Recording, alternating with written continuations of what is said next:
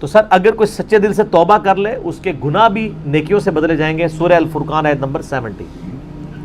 اس سے بڑی کیا بشارت ہو سکتی ہے؟ آپ معافی کی بات کر رہے ہیں اور لیکن سچے دل سے توبہ ہو, پچھلے سارے گناہ معاف ہو جائیں گے. ظاہر ہے, اور اس میں تو سب سے بڑے جو سٹیک پہ لگے ہوئے تھے وہ صحابہ کرام تھے.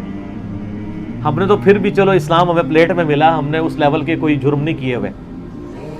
صحابہ کرام نے تو اسلام دشمنیاں کی ہوئی تھی اور کیا کیا غلط کام کیے تھے ایمان لانے سے پہلے. ان کو واقعی ٹینشن ہوتی تھی. ہم تو ایسے ہی چسکے کے لیے سوال پوچھ رہے ہوتے ہیں, وہ واقعی ٹڈو پوچھ رہے ہوتے سن کہ یا رسول اللہ کیا بنے گا, بیٹیوں کو ہاتھوں سے دفنایا ہوا ہے, ہائے ہائے ہائے, لوگوں کو ناحق قتل کیا ہوا ہے, کیا کریں گے, فوراً فکر لگ جاتی تھی.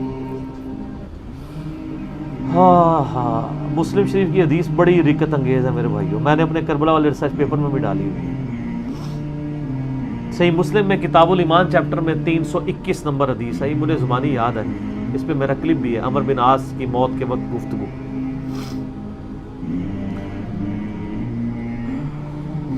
عبداللہ بن عمر بن عاص کہتے ہیں کہ میرے باپ کی جب موت کا وقت قریب آیا, عمر بن عاص کا, فاتح مصر, تو انہوں نے دیوار کی طرف منہ کر کے زارو قطار رونا شروع کر دیا.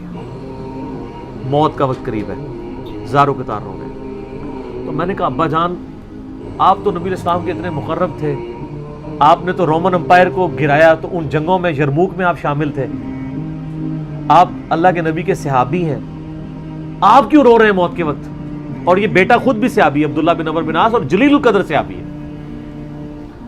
تو پہلا جواب ہی انہوں نے اتنا زبردست دیا, انہوں نے کہا ہم اصحاب رسول کے نزدیک لا الہ الا اللہ محمد رسول اللہ کی گواہی سے بڑھ کے کوئی فضیلت نہیں ہوتی تھی. انہوں نے اپنی صحابیت کی فضیلت, جنگوں کی فضیلت دوسرے نمبر پہ کر دی. انہوں نے کہا اصل فضیلت کلمے کی فضیلت ہے. ہائے ہائے, کیوں؟ اس کی برکت سے ہی تو باقی فضائل مل رہے ہیں. ایمان نہ ہو تو اعمال کہاں سے فائدہ دیں گے؟ تو پھر اس کے بعد انہوں نے اپنی زندگی کی سٹوری سنائی ہے سر, اشک بار آنکھوں سے سننے والی سٹوری ہے, بڑی طویل حدیث ہے. مسلم شریف میں شروع میں آپ کو 321 نمبر کنٹینیوس نمبرنگ میں کتاب الایمان چیپٹر میں ملے گی. موت کا وقت قریب ہے, روح نکلنے والی ہے, اور وہ گفتگو کیا کر رہے ہیں, کہتے ہیں اے میرے بیٹے, میری زندگی میں 3 ادوار گزرے. ایک وہ دور تھا کہ میں اسلام کا بدترین مخالف تھا, اور میری زندگی کی سب سے بڑی خواہش تھی کہ رسول اللہ صلی اللہ علیہ وآلہ وسلم مجھے کہیں نظر آئے تو میں ان کو قتل کر دوں. اگر میں اس وقت مر جاتا تو سیدھا دوزخ میں جاتا. پھر اللہ تعالیٰ نے میرا سینہ اسلام کے لیے کھول دیا. صلح حدیبیہ کے بعد خالد بن ولید اور عمر بن عاص اکٹھے مسلمان ہوئے. یہ انہوں نے عمر سیریز میں یہ فلمایا بھی ہے سین. تو اللہ نے میرا سینہ اسلام کے لیے کھول دیا, اور میں نبی الاسلام کے پاس ایمان کے لیے قبول کرنے کے لیے حاضر ہوا. آپ علیہ السلام نے اپنا دایاں ہاتھ آگے بڑھایا, میں نے بھی اپنا دایاں ہاتھ آگے بڑھایا اور پھر پیچھے کھینچ لیا. تو نبی الاسلام فرمایا عمر کیا ہوا؟ ہائے ہائے, عمر بن عاص کو تو پتا تھا میں نے جو کچھ کیا ہوا ہے, اور وہ واقعی پھر دل سے مسلمان ہونے آئے تھے, تبھی ان کو اپنے گناہوں کی فکر تھی. ان کا یا رسول اللہ پہلے مجھے گارنٹی دیں میرے پچھلی سارے اسلام کے خلاف کیے ہوئے کام معاف ہو جائیں. آپ فرمایا عمر تجھے نہیں پتا, حج مبرور پچھلے کے سارے گناہوں کو معاف کر دیتا ہے, ہجرت کرنا اللہ کی راہ میں پچھلے کے سارے گناہوں کو معاف کر دیتا ہے, اور ایمان قبول کرنا پچھلے کے سارے گناہوں کو معاف کر دیتا ہے. 3 باتیں ارشاد. کہتے ہیں میں نے ہاتھ میں ہاتھ دیا, ایمان قبول کیا.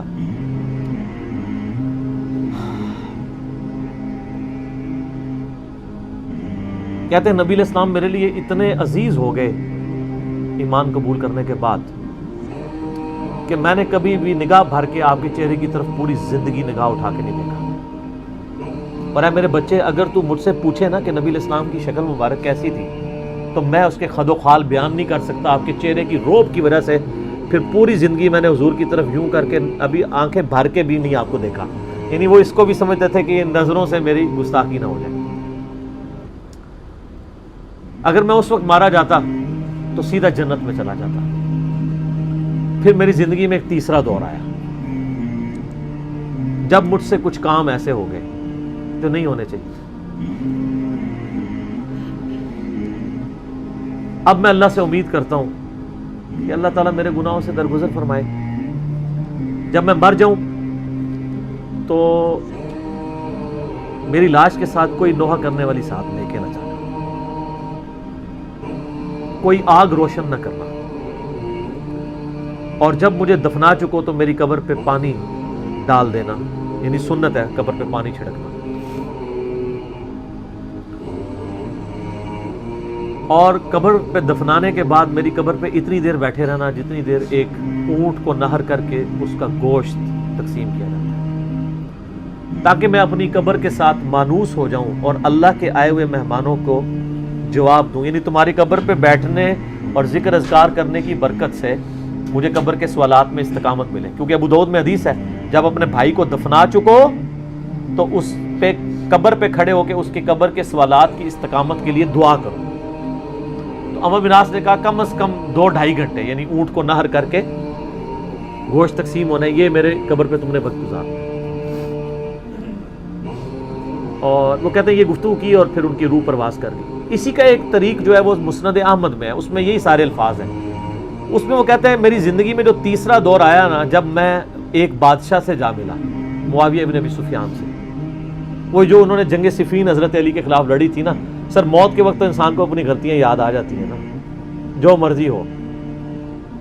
تو وہ کہتے ہیں کہ میں ایک بادشاہ سے جا ملا, پھر مجھ سے وہ کچھ ہوا کہ میں اللہ سے امید کرتا ہوں اللہ مجھے معاف کرے. پھر ایک اور طریقہ ہے مسند احمد کا, اس میں بھی یہ سارے الفاظ ہیں مسلم والے. اس میں الفاظ یہ ہیں پھر کہ وہ کہتے ہیں کہ افسوس, اللہ نے جن کاموں کا مجھے حکم دیا تھا ان کی نافرمانی میں کرتا رہا, اور جن چیزوں سے اللہ تعالیٰ نے روکا تھا وہ کام مجھ سے ہوتے رہے. یہ ان کی عاجزی تھی, ہماری حقیقت ہے. اور کہتے ہیں میرے بچے, نبی علیہ السلام نے مجھے کئی جنگوں کے موقع کے اوپر مجھے عمارت بھی میرے سپرد کی, لیکن مجھے یہ دل سے یقین نہیں ہے کہ نبی علیہ السلام واقعی مجھ سے محبت کرتے تھے یا میری تالیف قلب کے لیے کرتے تھے. وہ جو میں نے بتایا نا صحیح مسلم میں, مؤلفۃ القلوب, جن کو ایمان پہ پکا کرنے کے لیے کچھ پوسٹ دے دی, کچھ مال دے دیا, کچھ جانور دے دیے.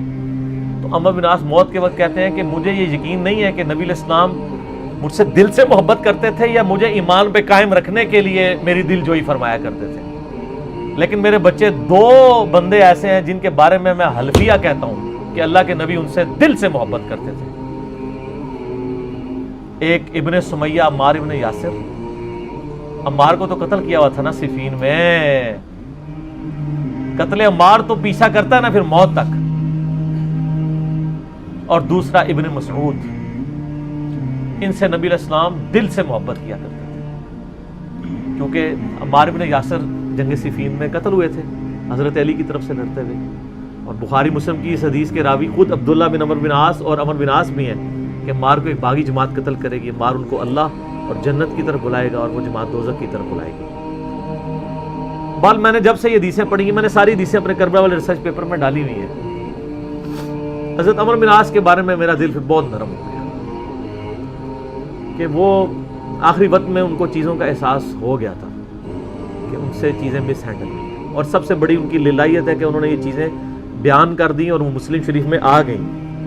اور ہمیں ایک تو ہمارے اس مقدمے کو بھی تقویت ہوئی کہ ان سے چیزیں مس ہینڈل ہوئیں, دوسرا ان کے بارے میں ہمارے دل میں اب میل نہیں ہے کہ انہوں نے اپنی اس غلطی کا اعتراف کر لیا. اور ظاہر ہے اللہ تعالیٰ مرنے سے پہلے پہلے ان لوگوں کو توفیق دے دیتا ہے. ان کی نیکیاں ان کے گناہوں پر یقیناً بھاری تھیں, اللہ تعالیٰ نے ان کی غلطیاں جو ہیں ان کے گناہوں کے صدقے معاف کر دیں. ہم اللہ سے امید کرتے ہیں اور ان کے لیے خیر کی دعا کرتے ہیں, اور اللہ تعالیٰ سے دعا کرتے ہیں کہ اللہ تعالیٰ ہمیں بھی اپنی موت سے پہلے قبر و آخرت کی تیاری کرنے کی توفیق عطا فرمائے. اللہ تعالیٰ سے دعا ہے جو حق بات میں نے کہی اللہ تعالیٰ ہمارے دلوں میں راسخ فرما دے. اگر جذبات میں میرے منہ سے کوئی غلط بات نکل گئی تو اللہ تعالیٰ ہمارے دلوں سے دور کر دے, ہمیں معاف بھی فرما دے. ہمیں کتاب و سنت کی تعلیمات پر عمل کر کے دوسرے بھائیوں تک پہنچانے کی توفیق عطا فرمائے. سبحانک اللہم و بحمدک اشہد ان لا الہ الا انت استغفرک واتوب الیک وما علینا الا البلاغ المبین. جزاکم اللہ.